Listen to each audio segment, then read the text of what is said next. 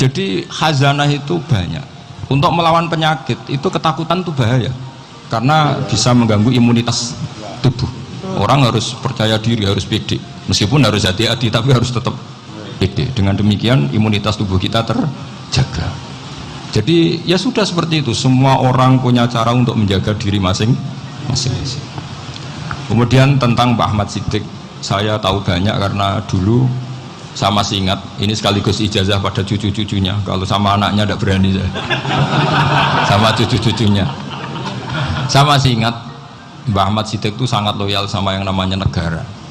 Kita tahu beliau adalah termasuk orang yang bintang ketika Muktamar Situbondo, ketika NU pertama kali nerima asas tunggal, yaitu Pancasila. Kayak apa ulama-ulama kita, ya mulai Mbah Ahmad Siddiq, Mbah Ali Maksum, Gus Dur, Mbah As'ad, semuanya lah, termasuk Mbah Mun, semuanya loyal sama negara, sehingga NU menerima asas tunggal. Itu saya masih ingat karena bapak dulu perwakilan dari NU cabang Lasem. Beliau pernah ngundang Mbah Ahmad Siddiq di sini, zaman itu zaman Pak Dzufar, ikut ngundang ke sini bapak saya. Itu saya menangi beliau ngisi pengajian di hallnya buyut saya, Mbah Umar bin Arabi. Jadi saya ini zuriyahnya Pak Umar bin Arabi, sama dengan keluarganya Ki Hamid Pasuruan. Itu beliau cerita bahwa kemenangan Islam itu tidak harus kita yang menang kangelan. Kadang Allah bikin orang lain yang kangelan, kita yang ikut menang.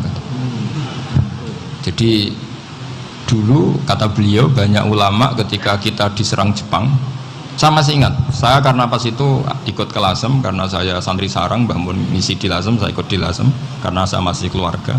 Itu ulama-ulama itu mimpi dibacakan ayat ghulibatir rum fi adnal ardi wa hum min ba'di ghalabihim sayaghlibun fi bid'i sinin lillahil amru min qablu wa min ba'du wa yawma idzi yafrahul mu'min. Itu dulu itu ada pertarungan besar antara kerajaan Romawi dan kerajaan Persia. Kita tahu Romawi itu Nasrani. Saya ulang lagi, Nasrani. Nasrani itu percaya adanya Allah, adanya Tuhan, dan percaya adanya kitab samawi. Sementara musuhnya itu Persia, orang yang tidak bertuhan, tidak berdasar kitab samawi. Ketika Persia mengalahkan Romawi, itu orang Islam ikut susah, karena terus dibully sama orang-orang kafir Mekah. Orang kafir Mekah adalah orang yang tidak punya kitab samawi. Katanya orang kafir Mekah, iku lho balamu, jute duwe kitab, jarene dihubungan mbek langit, nyatane perang keok, paling kon yo podo. Jadi ada analogi bahwa kalahnya orang Nasrani itu dianggap simbol kekalahan orang yang bertautan atau berhubungan dengan langit. Akhirnya orang Islam susah. Saking susahnya orang Islam sampai Abu Bakar itu tanya, ya Rasulullah, lalu orang Romawi menang itu kapan? Terus ada surat turun, fibit isinin, ya kira-kira 3. Abu Bakar pas itu belum alim-alim amat. Jadi ngartikan 3 itu ya 3 betul, sehingga beliau masyhur itu. Cara Jawa totoan itu kimar. Pokoknya nanti Romawi pasti menang 3 tahun lagi. Akhirnya ketika datang itu taruhannya dengan 10 unta. Datang ke Rasulullah, Nabi menjelaskan, "Loh ndak, bid'u itu mabena salas ilatis itu 3 sampai 9. Kamu jangan bilang 3." Ya sudah, taruhannya ditambah sampai 100 unta. Tapi pembuktiannya enggak 3 tahun tapi nunggu 9 tahun. Sampean jangan tanya, berarti dulu pernah taruhan halal. Zaman sebelum ngaji saya, sampean sudah sering taruhan, jadi jangan nyalahkan saya. Nanti itu ada ilmunya, namanya nasah mansukh. Dan taruhannya Abu Bakar tidak kayak sampean, taruhan yang sangat-sangat demi Islam, bukan demi hadun nafsi.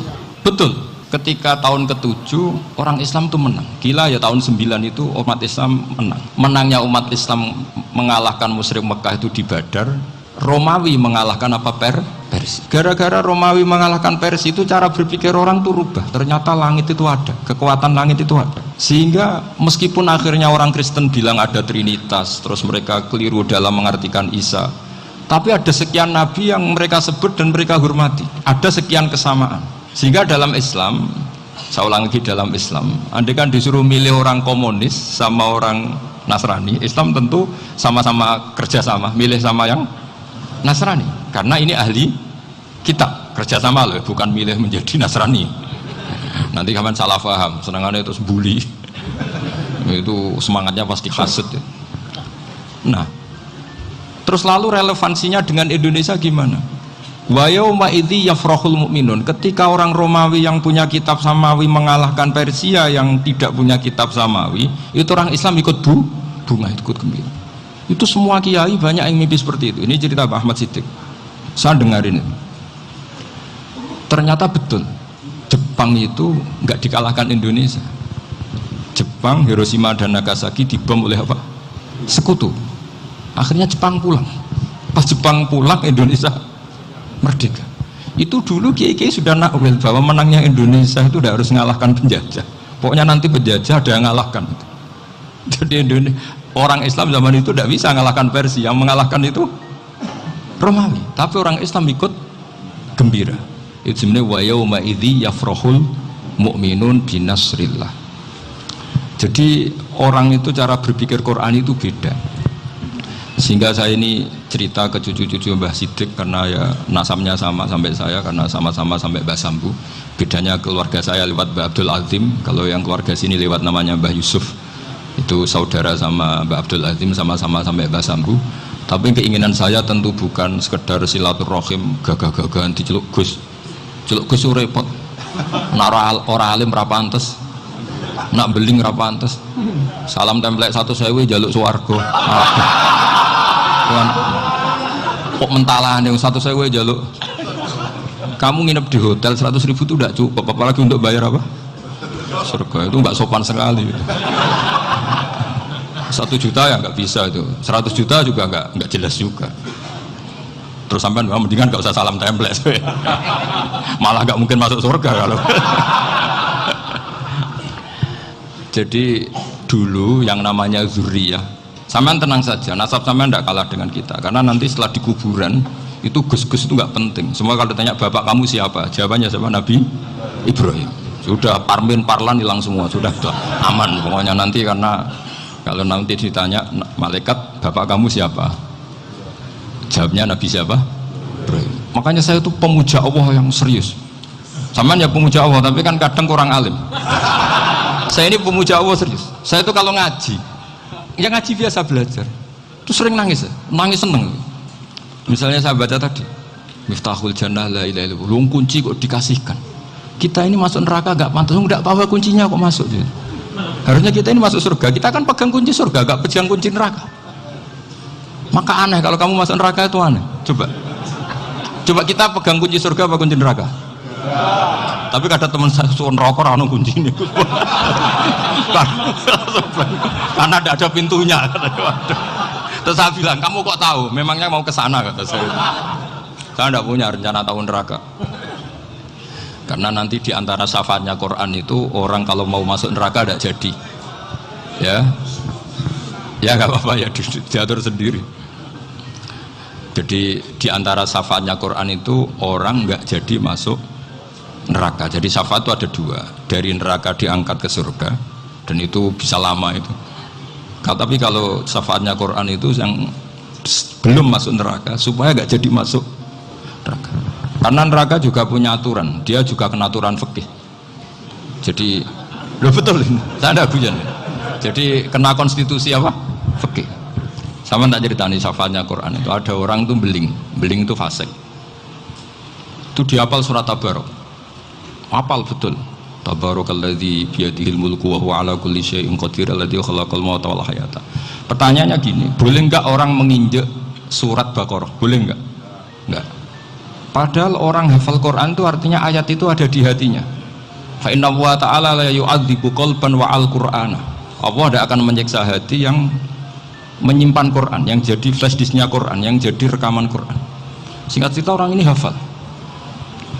Pas ketemu Mungkar Nakir prosedur kan, ini orang fasik mau diantemin sama Mungkar Nakir. Prosedur ya, dia kan prosedur standar. Si surat Tabarok akhirnya menjelma jadi seseorang yang gagah berani. Kamu nggak boleh nyiksa orang ini. Saya ini kalamuwah. Kalau kamu nyiksa dia berarti nyiksa saya. Kamu berani sama kalamuwah. Wah ya tidak berani jadi Mungkar Nakir. Tapi orang itu nakal, harus saya gebukin. Tapi kata Quran tadi, tapi saya di situ pasti kena saya. Oh debat, nggak ada lajnahnya, ini nggak ikut. Kalau Gus Wirjo ikut jadi lajnah. Kalau jadi lajnah pasti kroninan, kalau santrinya dimenangkan nanti. Akhirnya debat. Ya sudah, kita ketemu Allah. Akhirnya Mungkar Nakir sama Quran tadi surat Tabarok datang sowan sama Allah. Terus kata Allah, memangnya kenapa Mungkar Nakir? Saya harus nyiksa dia karena dia fasik ya Allah. Memangnya kenapa surat Tabarok? Saya ada di situ. Menurut aturan orang tuh nggak boleh injak-injak Quran. Kalau dia nunduk saya, nunduk Quran. Itu harus dikasih tahu fikihnya Mungkar Nakir. Akhirnya Allah ngendikan gini ke surat Tabarok. Ya sudah, terserah kamu. Kalau terserah kula Gusti, Mungkar Nakir nggak boleh nyentuh orang ini. Ya sudah selamat. Sehingga terus itu sama baca di termasuk mujizatnya surat Tabarok di tafsir Ibnu Katsir banyak. Karena tadi logikanya malaikat itu juga kena aturan fikih. Sehingga banyak ulama termasuk Said Muhammad ngendikan pertanyaan Mungkar Nakir itu tidak semua orang kena. Kalau semua orang kena, nanti kalau tanya Nabi Muhammad, waman Nabi Yuka, kacau kan jamnya. Nabi kamu siapa? Lu saya ini Nabi. Iya kan? Lah nanti kalau pas ketemu Nabi Ibrahim, waman Abuka, jadi repot kan? Makanya ada kiai yang guyon kalau ditanya marab buka, saya ini guru tauhid sembrono. Saya ini ngajar Umul Barohin, kamu tanya marab buka. Masyhur itu keramatnya Imam Malik itu. Ada Ashabu Malik, rajulun min ashabi Malik.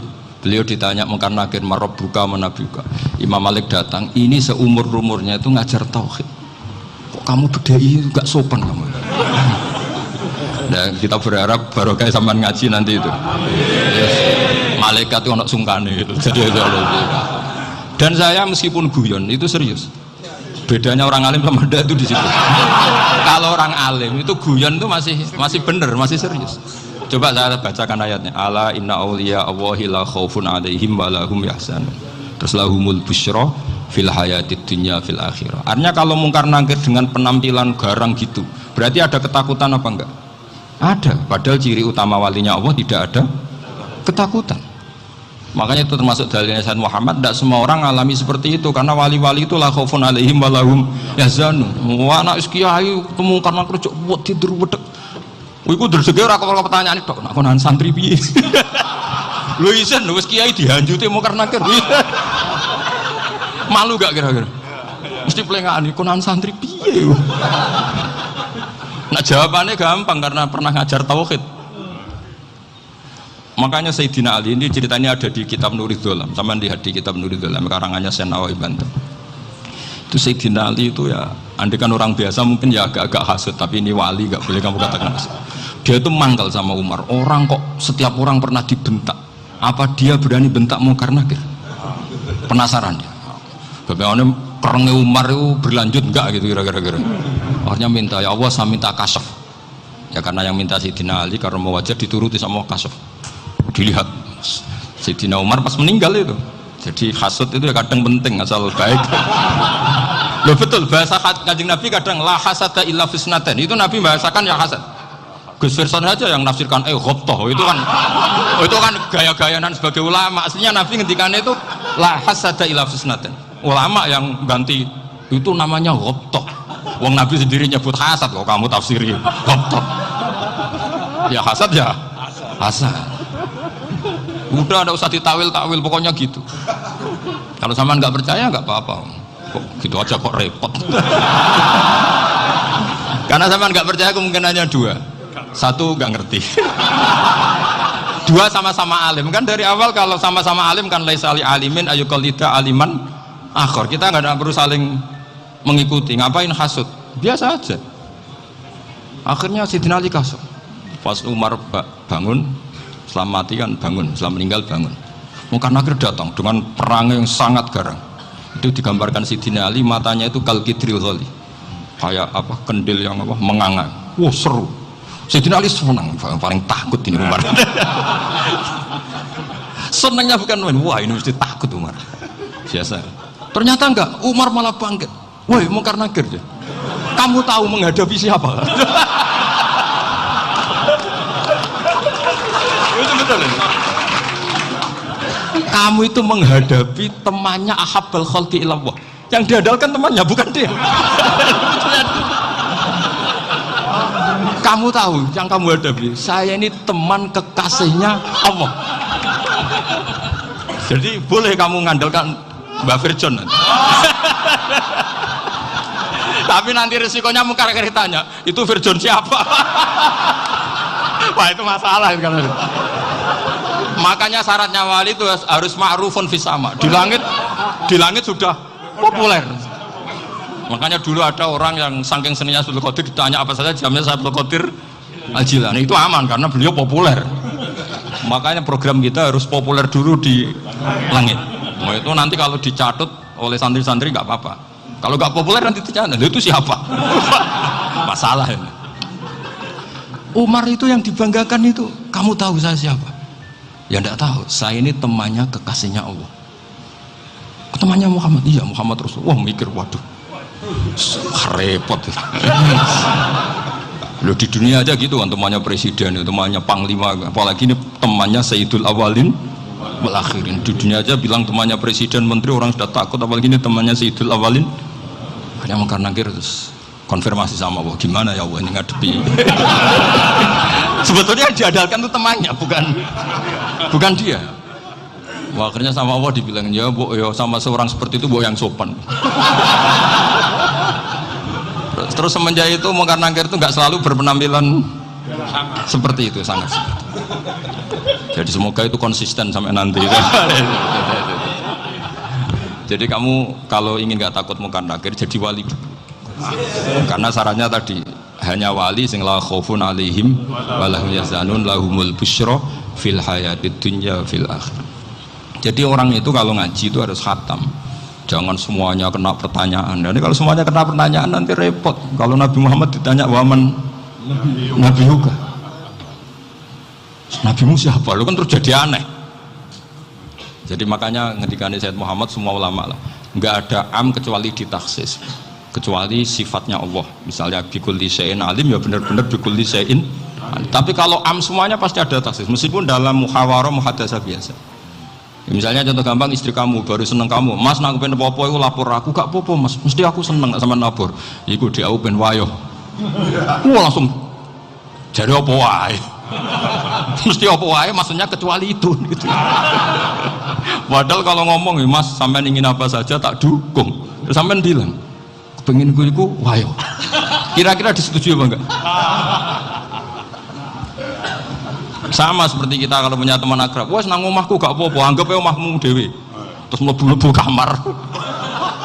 Jadi tidak ada am kecuali di ditaksis. Artinya kalau ada cerita bahwa orang mati pasti ngalami ditanya Mungkar Nakir, itu pasti ada am yang ditaksis. Itu pasti juga dialami para anbiya, para auliya. Karena ciri utama wali itu la khaufun alaihim walahum yahzanun. Kemudian saya yang mau cerita ya supaya sampean bisa menghadapi dunia global ini, tak bawa tafsir Munir termasuk tadi.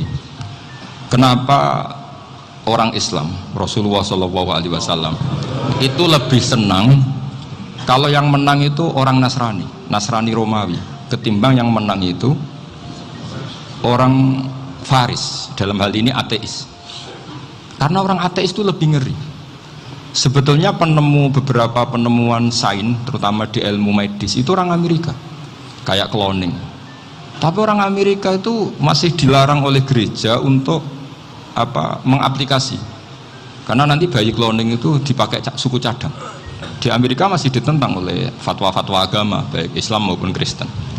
Tapi di Cina itu dipraktekkan karena nggak ada halangan agama. Di Cina itu biasa ada kondom diolah lagi jadi alat-alat aksesoris.